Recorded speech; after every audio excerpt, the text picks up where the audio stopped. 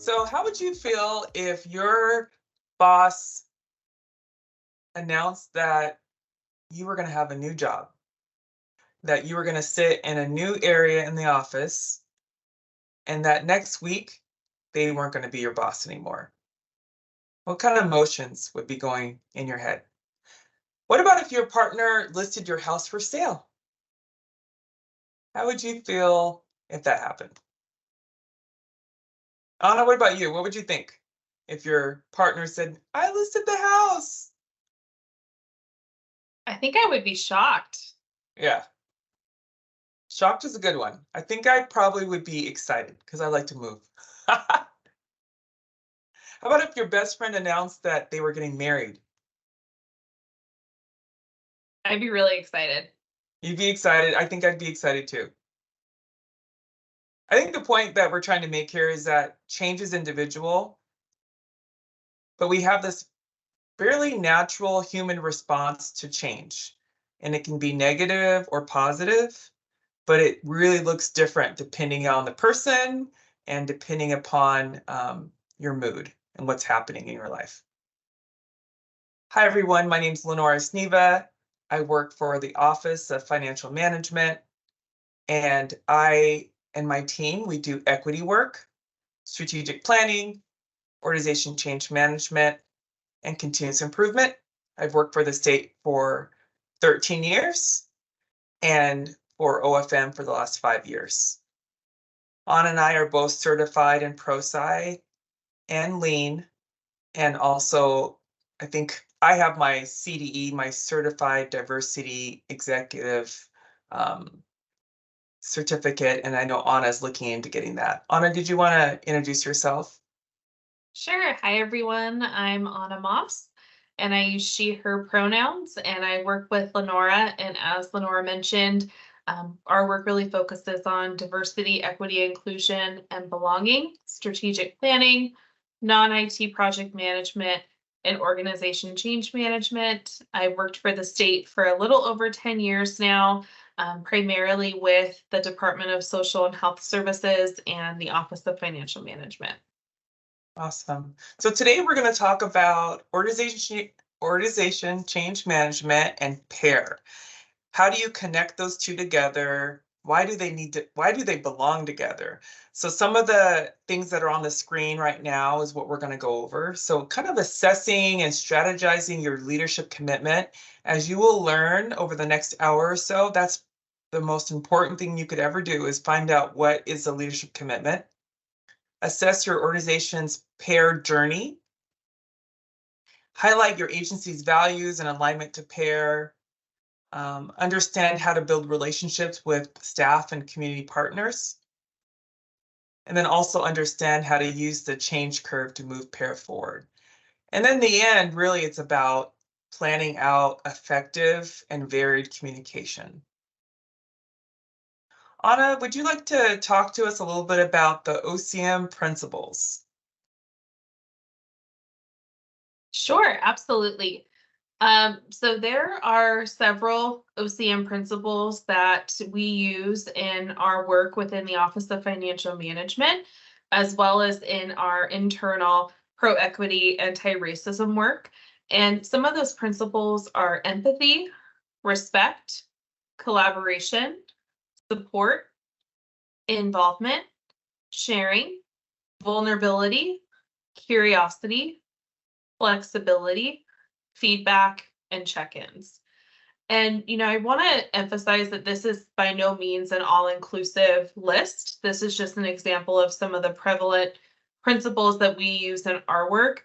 And we really want to encourage everyone who's watching this presentation to really think about what are some OCM or organization change management principles that are important for diversity, equity, inclusion, and belonging work within your organization or agency.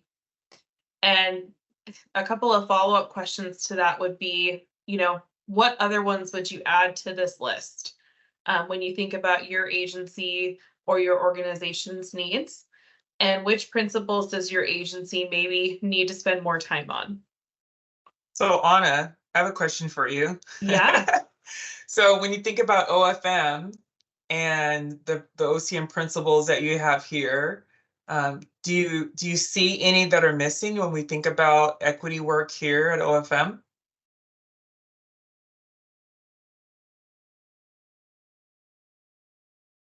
Or are there any that we do really well? Yeah, I mean, I think that one that was coming to mind is follow through and really tied closely to feedback. But I think it's really important that in all the work that we do, that we are really co-creating. And in addition to that, when we are soliciting and seeking feedback, really making sure that we're taking that, we're making adjustments where needed, and we're really actioning the feedback.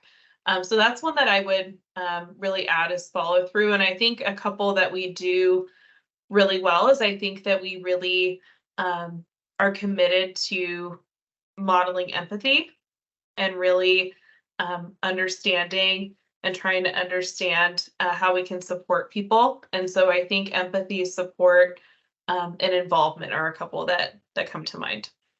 Awesome. I love it.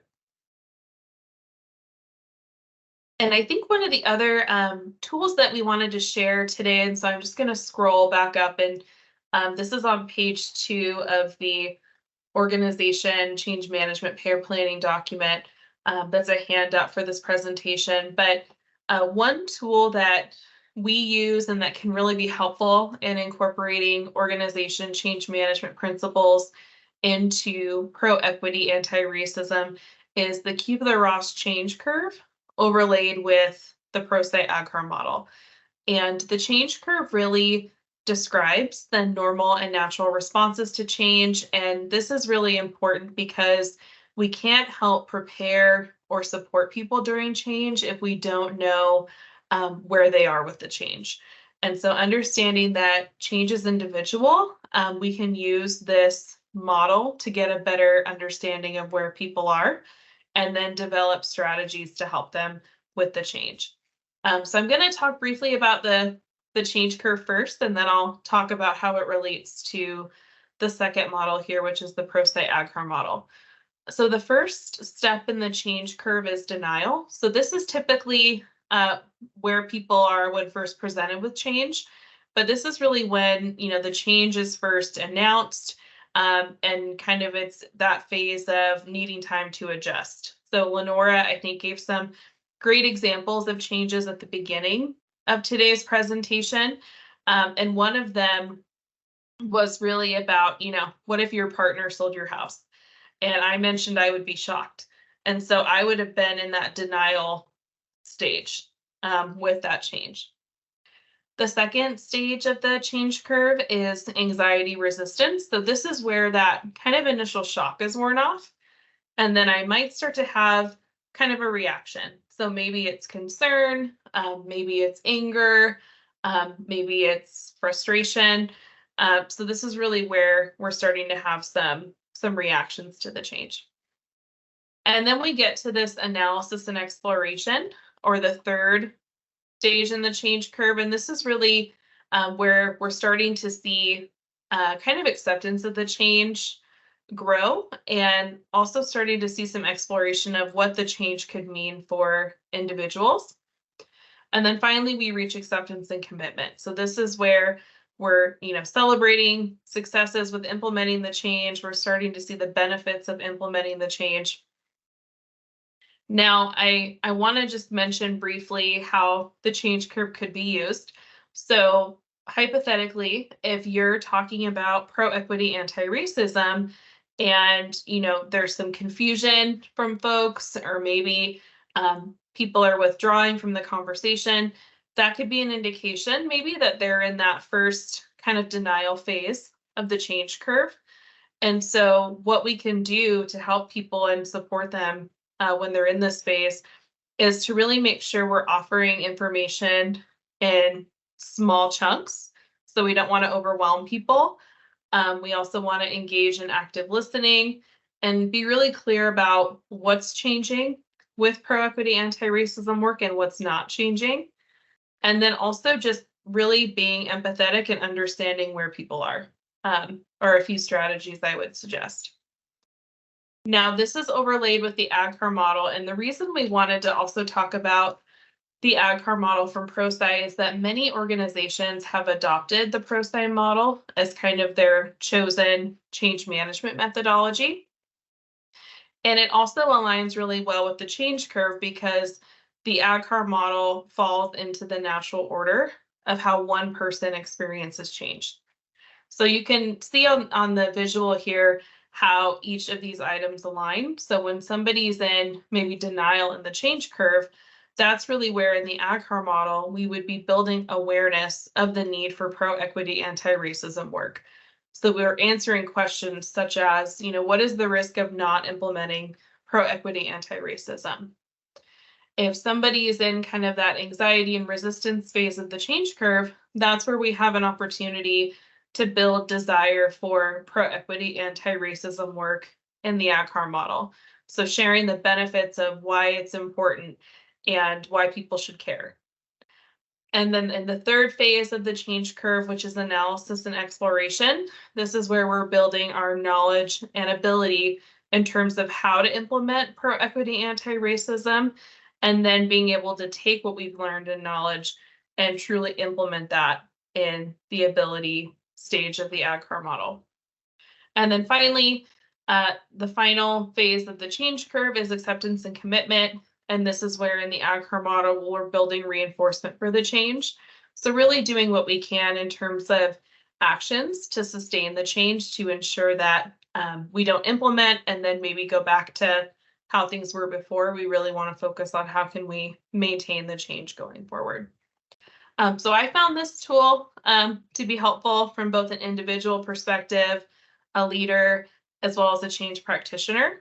But I want to take a moment and ask Lenora, any reflections that you'd like to share in terms of either of these models? No, I mean, I just really like the visual of this. And I think, again, change, people don't like change. People don't like when you move their cheese.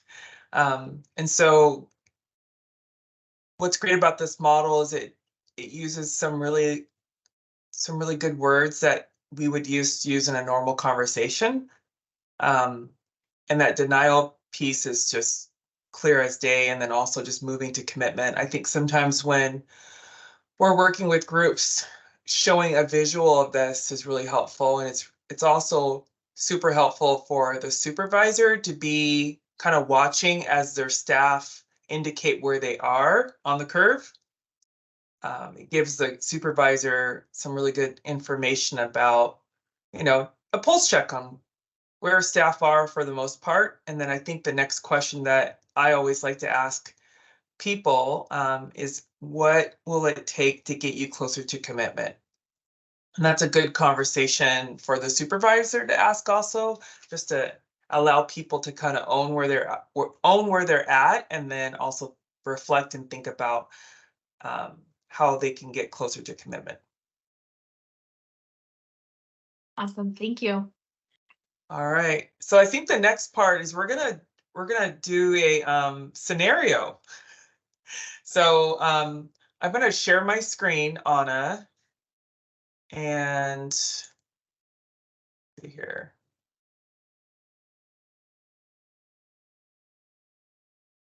You see that okay? Yes, I can. All right, so here's the scenario. Agency C spends roughly $25 million a year on goods and services, yet less than 5% of the contracts they award go to Office of Minority and Women Business Enterprises and veteran-owned certified businesses. They have set an ambitious target to increase their diversity spend to 20% in the next fiscal year. The Supplier Diversity PEAR work group has not officially met, but the contracts director is the sponsor and the PEAR DIB consultant is interested in getting things going. Agency C is new to discussing pro-equity and DIB. All right, so we've got some roles that and some personas kind of that we've created around that. We've got a sponsor who has just started their DEIB journey and they're worried about making mistakes. We've got a PEAR consultant who's just started at the agency and they're super excited. We have a supervisor that's been in their role for a long time, is struggling to kind of see the connection. We have a community partner, is a small, diverse business owner, has worked with local governments, but is struggling to execute on their first contract with the state.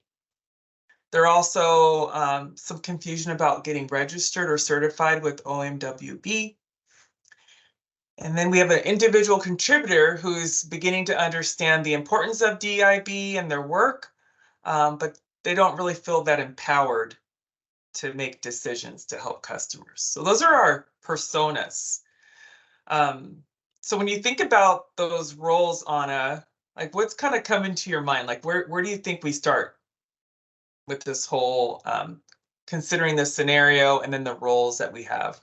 Where's a good place to start with like trying to maybe talk about DIB in a new way and move their diversity spend a little further toward that goal?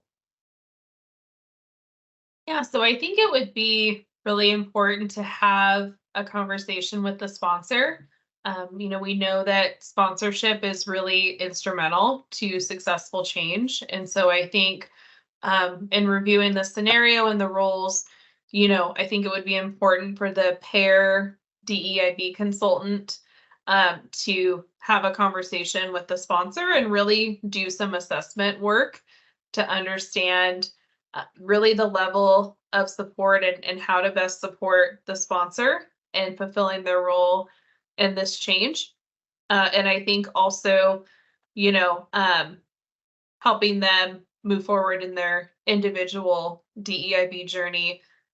And I think in addition to that, it would be important to do an assessment of the agency overall, because I think from the scenario, we know that the organization's pretty new in their Right. DEIB journey, but I think it would just be important to understand, within specific units or teams within the organization,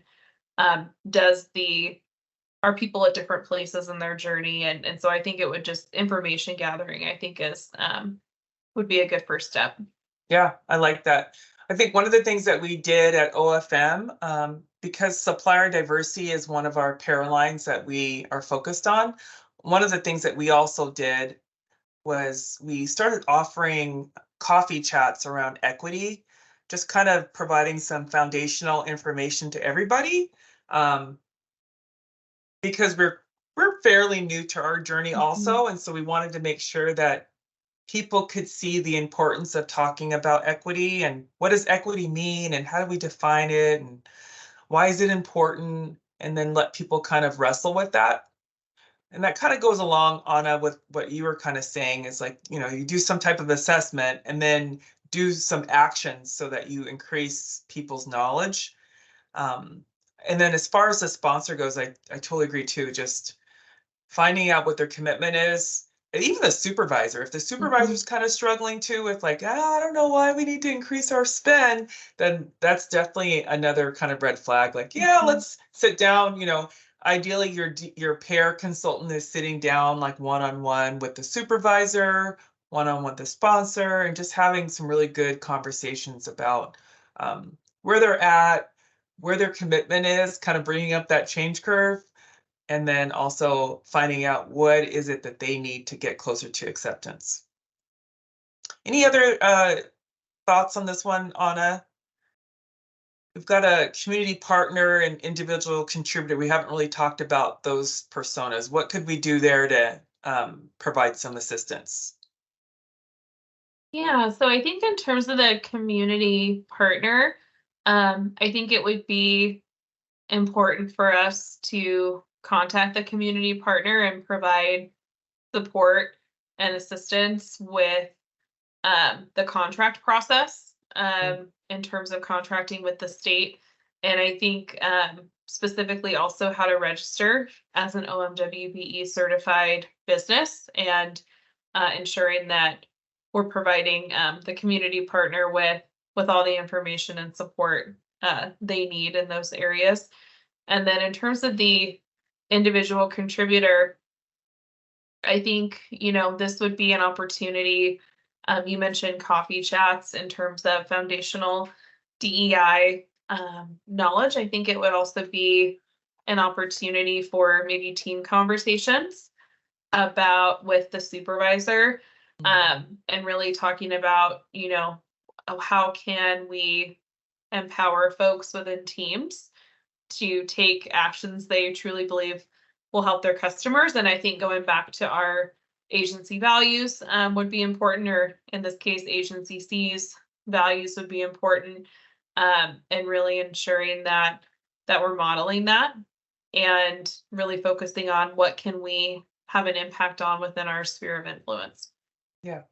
I know one of the other things that we did at OFM with supplier diversity is we our senior contract specialist Natalie was able to also we ran a focus group. Number one, we brought in an outside consultant and ran a focus group with our contract managers, so people that manage contracts, and just kind of wanted to really understand from their perspective what was kind of hard about finding diverse suppliers, and just asking some general questions like that.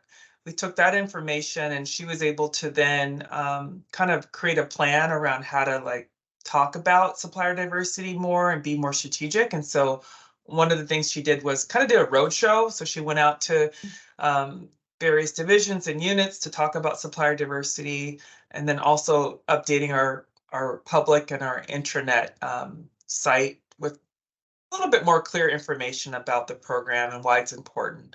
And then just really being clear about the goals that we were setting. So that I think all that awareness and marketing and conversation helps people understand that it really is important, that you're taking it seriously and that it's not going away. All right, so are we going to go back to our handout, Anna, and keep going on that one? I think so. All right.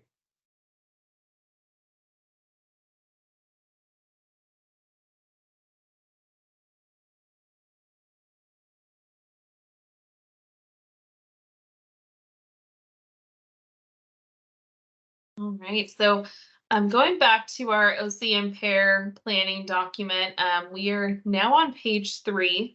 So we talked a little bit about some tools that you could use that would be helpful in terms of the ProSci AgCur model and the key of the Ross change curve, as well as starting to think about what are some OCM principles that would be important for your organization's pro-equity, anti-racism work.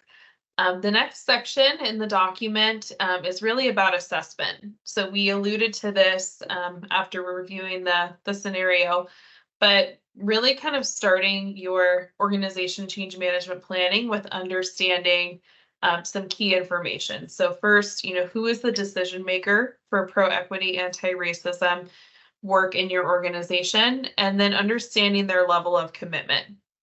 So I think Lenora mentioned this previously, but one way to maybe gauge that is to have a one-on-one conversation as a diversity, equity, inclusion, belonging consultant, or as an organization change management consultant with the decision maker, maybe showing the change curve, and then asking that question of if they're not already at commitment, what will it take to help get them there? And then also, how will supervisors or middle management be involved? We know that people want to hear information about changes that directly affect them from their immediate supervisor. And so really important that we understand as part of our strategy how we're going to involve middle management and supervisors. And then doing some brainstorming work around how are we going to help leaders demonstrate their strong commitment to pro-equity, anti-racism, and then some more logistical information in terms of who is going to be managing the project and who are our diversity, equity, inclusion, and belonging champions within the organization.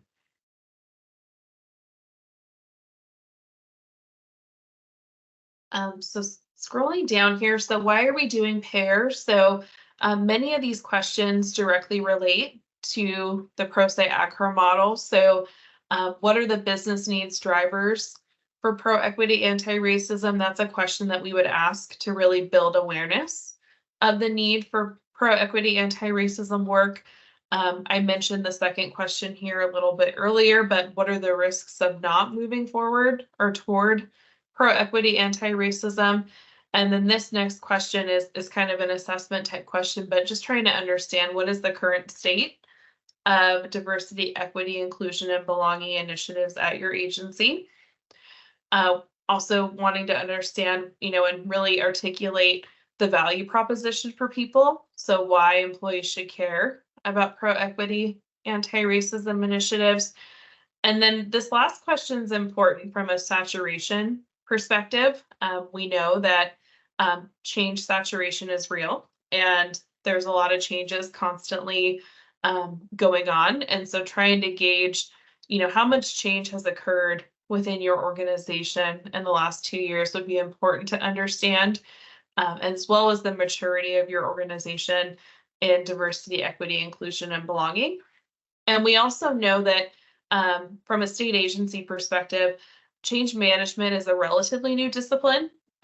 There's more change management practitioners over the past few years, but that's where this last question kind of comes in, is trying to understand how long have you had a change management practitioner, if at all. And then I think just kind of closing out this assessment section is also understanding, what are some outside influences outside of work that could be influencing the culture. And then what is our timeline? So some questions to think about when we are talking about launching our pro-equity, anti-racism work is thinking about when will we communicate, when will we kick off meetings, when will our work groups start, when will we start implementation, and when will our work be complete? So just building out a timeline with milestones so we all have a shared understanding.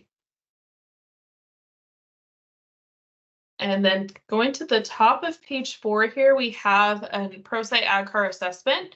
So if you haven't really started your pro-equity, anti-racism work yet, this may be blank, and that's okay. But this is really trying to kind of articulate what have you done so far, and then do some brainstorming around what else could you do. And I think something that I'm not sure if we mentioned this at the start, but I think it's an important point, is that you really want to co-create this plan. So Yes. Ideally, it would not be one person building this. It would maybe be the organization change management consultant, as well as the diversity, equity, inclusion, and belonging consultant, as well as your, sponsor, your work group members, community partners. We want this to be a co-created document with all those who are involved. And so this is a really great brainstorming opportunity, is to think about what have we done in these areas, but what else could we do, and continue building on that. Also just jump in, Anna, and just say, I think this section is really important. I wouldn't skip over it. And especially the question about, underability, what are the barriers and where is there resistance? I think that's really important to take some time to think about, and you can't do that by yourself. And that's why it's really important that you build the plan together. And with the right people in the room, you'll be able to maybe start to identify, who's really not going to be bought into this. Maybe it's a particular division in your, or department in your agency, or just a couple people that maybe that are really important, and they voiced that they're not bought in. So just making sure that, and not that you need to write their names down, but just noting that there are some people there's going to be some resistance. What have you done so far, and what do you need to do? I think is just kind of using that right space to kind of imagine and brainstorm on what it could look like are really important. Absolutely. And then I think that this is just again another reference tool when we think about the ProSci AdCar model. So this visual is really depicting when we're missing any one element of the ProSci AdCar model, what that results in. So in the first instance here, if we're missing awareness, typically that results in confusion about the change. And so this can be another diagnostic tool that can be helpful as a change practitioner when you're thinking about pro-equity, anti-racism work and using this AdCar model. This could be an opportunity. For example, if there's confusion amongst employees, this could be an opportunity to think back and go back to, okay, and how can we improve upon building awareness amongst employees of the need for pro-equity, anti-racism. So just another tool that could be also paired with the change curve that we talked about previously. Hey, Anna, did you want to Yeah. take a moment and maybe look at the other document that we have as a handout? Absolutely. Let me All right. stop sharing. And this goes hand in hand with what Anna's been talking about as far as, AdCar and ProSci. This is just another document. I think this was created by someone at DSHS, so we're not taking any credit for this, but it's a really nice one-pager. We're definitely not recommending that you put all of your PEAR planning on one page, but what we do recommend is that you use the document that we've provided for you that we're kind of going through. And then once you're finished with that, take some of that key data and answer some of the questions in this change management canvas. This is a really good tool to use at a really high level with your sponsor or with your work group, because not everybody wants to read like a 7-page document, but a 1-page document might be a little easier. So what we did was we just looked at supplier diversity at OFM. Again, this is one of our PEAR lines. And I think we took this from the charter and from our OCM plan, like, the problem statement right there. We're trying to increase, kind of giving a current state of where our supplier diversity spend is, and then how will we, our goal and how we're going to measure it and where we want to be, and then why this is important. It's a governor directive. And then also just being fiscally responsible and using our money in equitable ways. Over here, how we measure that, and then who's affected. So staff who manage contracts and staff who approve contracts and diverse small businesses. And then how will we support our people? So we conducted some coffee chats with OMWB, being available to answer questions, encouraging staff to attend the DES training, featured in some small business articles we have through our own newsletter, and then also just reporting to staff on our progress. I think that's really important so that people understand that we're making progress and it's not over and keep going and we got this. It's kind of part of that reinforcement. And then the timeline, some really big key milestones that we hit at the very bottom. But again, this is a really nice one-pager that you can share with staff, and it's really easy to kind of go through than the longer one that we're showing you now. I think I have one other document to show you. So this is a high-level communication plan. Again, might be something once you get your bigger one done, you kind of take some of this information and plug it in as a resource. Kind of looking at how are you going to communicate, who's your audience, what's the message, when will you do it, and then who's going to send it. Really nice, high-level, easy to understand communication plan. All right, Anna, back to you. Thanks, Lenora. So kind of going to the top of page 5 in our OCM PEAR planning document, The last section of the assessment portion of the document is about customer and partner engagement. So this question was taken directly from some of the guidance from the Office of Equity, but really wanting to ensure that organizations and agencies consult with tribal governments and recognized American Indian organizations. So ensuring that we answer that question and that we are doing that. And also identifying all of our impacted communities, employees, and other interested parties to ensure that they are part of our work groups is another step in this plan. And then some reflection questions in terms of, how do we know what our customers need from us? What are our customers saying is important? What customers can you bring into the discussions at your agency or organization? And then how will you compensate them? So we really want to ensure that we're compensating customers for their time. And also, how will you build relationships with them?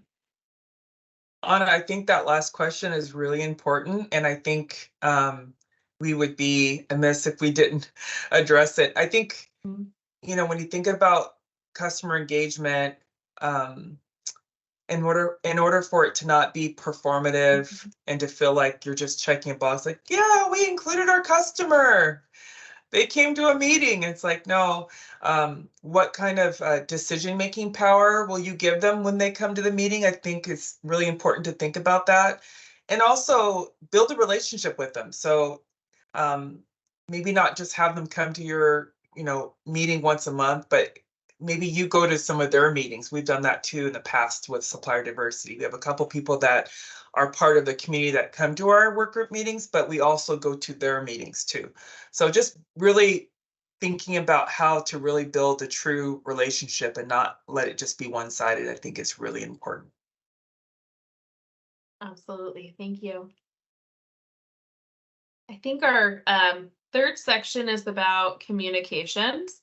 And so a couple of questions that we use regularly in our change management work, including with pro-equity, anti-racism, is what do employees or people want to know? How do we want them to feel? And what do we want them to do? So those are three important questions when you're thinking about communications that are important to answer. We also want to think about who our audiences are and how and when we'll communicate. So we have this table here to kind of start thinking about what are some key messages, who should the recipients of the messages be, and also who should the sender be. Because we know depending on the message that's being delivered, our sender is going to be different. So kind of thinking through those things. For example, when we're really introducing PEAR, from an agency or organization perspective, that message should come from our sponsor. When we start to talk about, well, what are the impacts of this work to me as an individual in my position or role within the organization, that ideally would come from the supervisor in a conversation. So just thinking through, how are we communicating, what are we communicating, and who's doing the communicating. And then also, what is ensuring we have a central location for information. So just a repository of resources that we can share with folks to ensure we have information in one place. And then similarly, ensuring that central location is accessible to our community partners or having information in two places. I know, I think in some organizations, there's kind of an internal website that's used for employees, and then an external website that has the information for community partners. So just ensuring it's available to employees and community partners. And then this next section, communication sequencing. So this is just building on the work from the previous section. So kind of building out a more robust plan of once we have some general key messages, and then we've identified who the sender should be, and how we're delivering the message. This is kind of a more in-depth plan to address that. I do want to mention specifically under the messenger column, we've kind of built this out to include the person who will send the message, but then also who may be writing the message, because sometimes we know that the person who's sending the message may not necessarily be writing it. So ensuring we have that distinction there. And then also who needs to be consulted about the message. So who do we want to provide feedback on the content? Who's going to maybe do kind of a final review? And then similarly, we have our timeline, the channel of communication we're using, and then also a link to the communication. So we have readily accessible at any given time kind of past messages that we've delivered on this topic, and then the status. And I'll just jump in real quick. This is a really key part of your plan, like one of the most important parts, I think. And what I think is important too is just the flow. And so I like the fact that on that far left column under step, there's like 1A, 1B, 1, 2, 2 and 3, because it needs to be sequential. You really need to take a moment to think about who needs to send out that message first, what are they going to say, and then what follows that, and when does that happen? There's just a really important flow that needs to happen. I think at OFM, I know that our deputy or our director sent out something first. I think it's probably Emily, sent out something first about PEAR. And then like Anna said, maybe some subsequent messages, maybe something came out from the sponsor of the particular work group, and then maybe something came out from their supervisor, or there was something in the newsletter. So there's just flow that just naturally needs to happen, but you always want to start with your top leader and let them share their commitment so that people understand how important this is.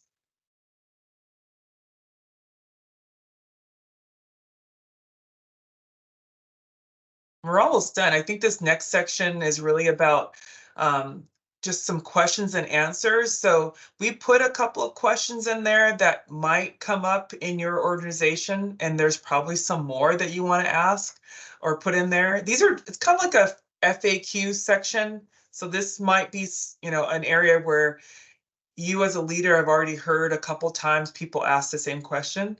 Put that there. And then also, I think this kind of goes back to making sure that it's not just you completing this plan, but that your group has some diversity in like level within the organization, but also different departments, so that you get a nice, varied voice. And so that's maybe those popular questions will come up, the bigger your group is. I'd also suggest, if you do have like a PEAR intranet page, on your internal website, you could put some of those FAQs there. And then we've got a strategy section. So we're talking about success measures. How will you know the change has been successful? What data are you going to use? When will you use it? So this is really just about creating a goal. It's really easy to create goals around supplier diversity because we've got a governor number to hit already. And then you already know where you're at. And so there's this gap, and like, how do we close the gap? Sometimes it's a little harder, I think, maybe around like even hiring, like if you want to make sure that you are, reaching diverse audiences, and even like talking about a job, about positions. Sometimes it might be a little harder to measure how many different markets you hit, but this is a really important part because you do want to understand how can you show that you've been successful. And then I think this might be our last two sections. So just potential challenges and solutions. Again, this is really good brainstorming. We put one in there already, but just using your group to think about like, where are we going to get some possible barriers, people, some resistance, some challenges, and then how are we going to address it? And then I think the last section is just, what are some of your wishes for PEAR and some bold moves that you can take? And I know that as a part of this session, we have some ideas from people that we'll be sharing also as a PDF. All right, Anna, as we close out, what are some final words do we have? Some tips or anything like that you want to share? I would just say, just kind of reiterating some of our previous points, really having a group develop the organization change management plan is important. I think starting with your sponsor and having that conversation related to where they are personally with the change and how you can best support them would be another idea. And then I think also just, please reach out to Lenora and I at any time if there's, questions or you ever want to talk through something. I think it's important that as we're doing pro-equity, anti-racism work, that we all learn from each other and share, what's worked well and things that we would, do differently from a lessons learned perspective. And so those would be just some of my thoughts, and thanks for watching today. Yeah, thank you so much, everybody. Take care.